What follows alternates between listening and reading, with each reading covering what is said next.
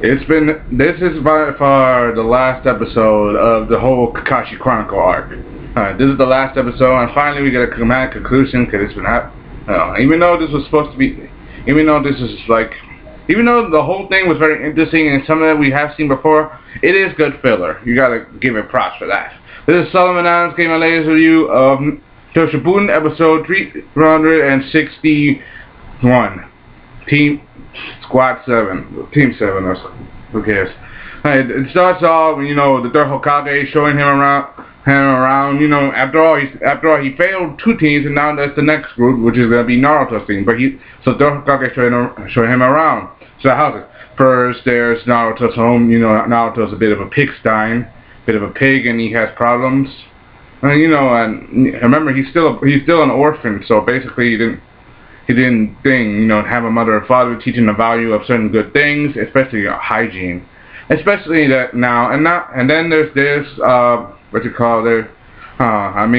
have multiple elements. Kakashi was even starting to doubt himself that he could handle on a team, but when he found out that Naruto, who was the fourth Hokage's son, he became very interested.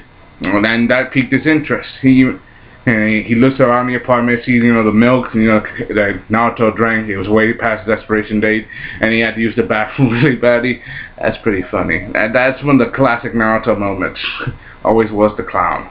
Meanwhile, after that, you take him going to Sakura's home, and Sakura's parents, they try to introduce themselves. They try to be pushy, trying to invite them for tea. Thank you, third Hokage, for our village, and thing. But the third Hokage, he's trying to sure that he's not completely uncomfortable, because they try to push on a little bit, trying to impose, especially Kakashi, because they're trying to impose on him because he's now their daughter's teacher, so they're trying to make those as courteous as possible.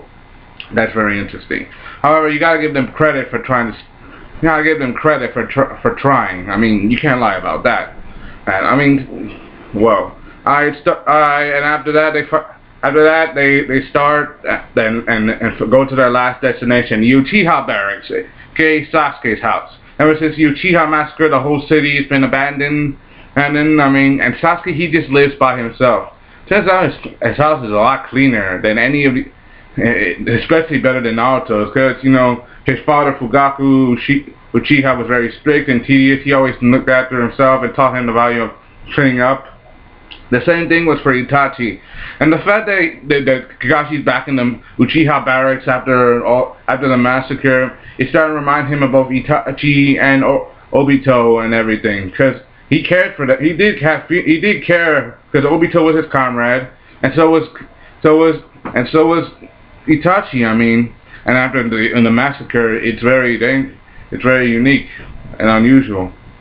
And he's starting to doubt himself, especially with, since Kakashi's the only one in the village with the Sharingan right now, Sasuke has potential for Sharingan, so potentially, the only one who could teach him right now is Kakashi, so basically, he's the only one who can teach him how to use his power. But Kakashi's very hesitant, because you got to see that the person with a Sharingan has to bear a burden. Look at Itachi, he had the Mangekyo, and he bared the burden so much that he cracked under the pressure and destroyed his entire clan. And that's what he thinks. Remember, he doesn't know the truth yet. That's what he thinks. But he does listen to orders, and he tried to do his best. Everything he does is for the best. After all, he is a good teacher and a good ninja, so he tries to follow orders as best as he can. Third Hokage, he tries to relay him, try to at least calm him to make sure to reconsider his position. After all, everybody else is at least assigned a team. For example, Guy got his team, but not just doing this on potential. He also do it by certain categories, each of them teaching it on certain basic levels with special kinds of ninjutsu tricks. So for example, Guy specializes in taijutsu, and most of the team members are taijutsu and specialize in hand-to-hand and certain skill technique combats. Neji, the Hyuga style, the most effective taijutsu, the gentle fist. Lee, he passed only with taijutsu. And then again, there's Tenten. She's not technically taijutsu, but she has special weapons arts, so that makes her pretty strong. Her way is kind of like hand-to-hand combat, but only with certain weapons of both mid-distance to long distance. So it's especially categorized. You gotta give her credit for that. And then there are the other teams that are going on. There's There's Team 10, Asuma. Now, his team is special, of Shikamaru, Choji Ino. They all have special ninjutsu tricks. You know, and especially Asuma with his wind style, unique style, and fire style combination.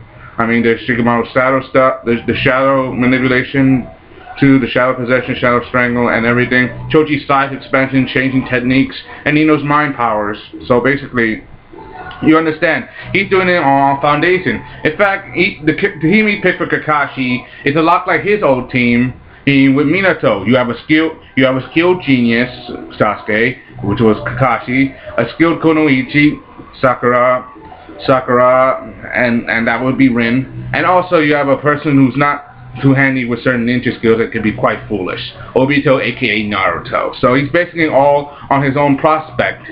Heck, and because that's what, and since Minato was his sensei, and since he's his student, he can teach them the same example that he is. The third Hokage always wanted this. In fact, Minato thought the same thing.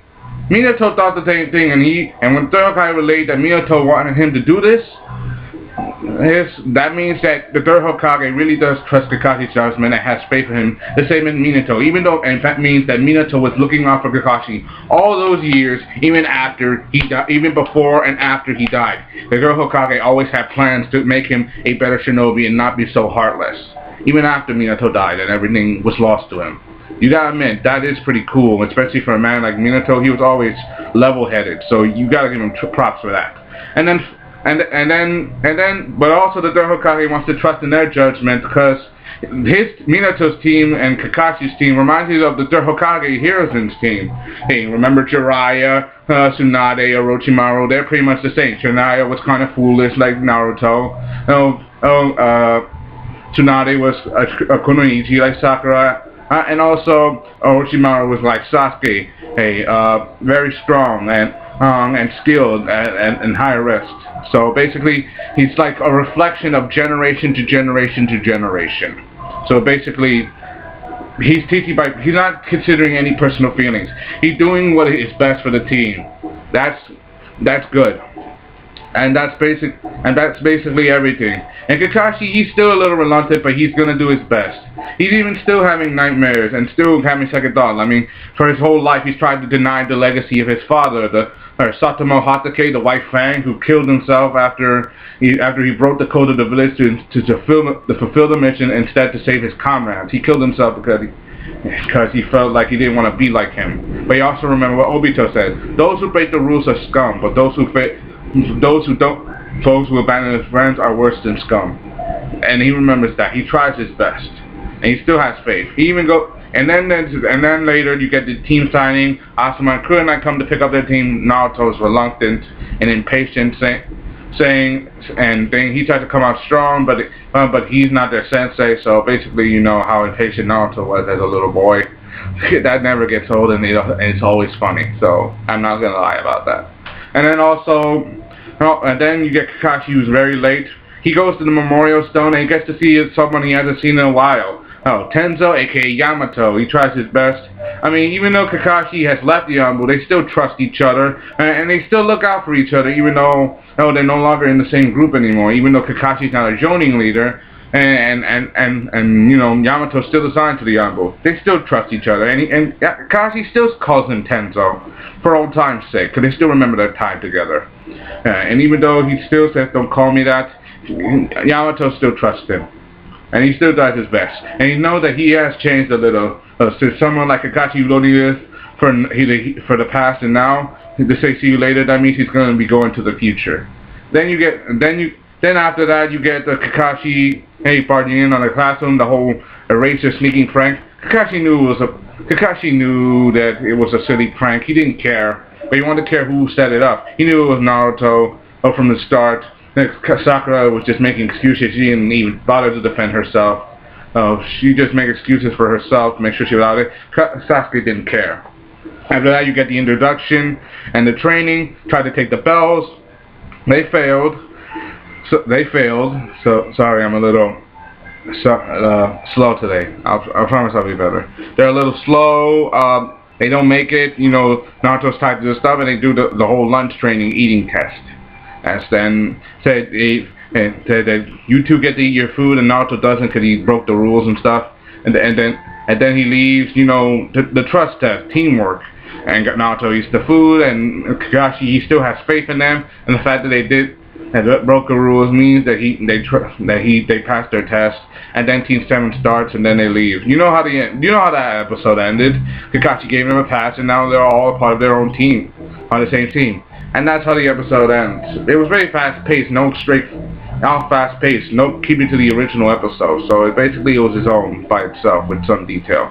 Then you get the next episode coming up. Finally, we're back to canons. That means we're back to the main story again, with everything and with the revelation that Obito's alive and he was the masked Madara and everything else. Kakashi's starting to struggle. Things are on the edge. Can they defeat him? We'll see. Trust me. I watched both the anime and the manga, so trust me. This is I will definitely be here I definitely know what's going to happen next, but if you are a straight anime reader, then you know what I'm talking about. But trust me, it's for the best. I hope you enjoyed this one. This is Solomon Game 2 of Naruto Shippuden episode 361. Team 7. Hope you enjoyed this one. Comment, subscribe. Sorry, forgive me for that horrible music. My neighbors are dumb.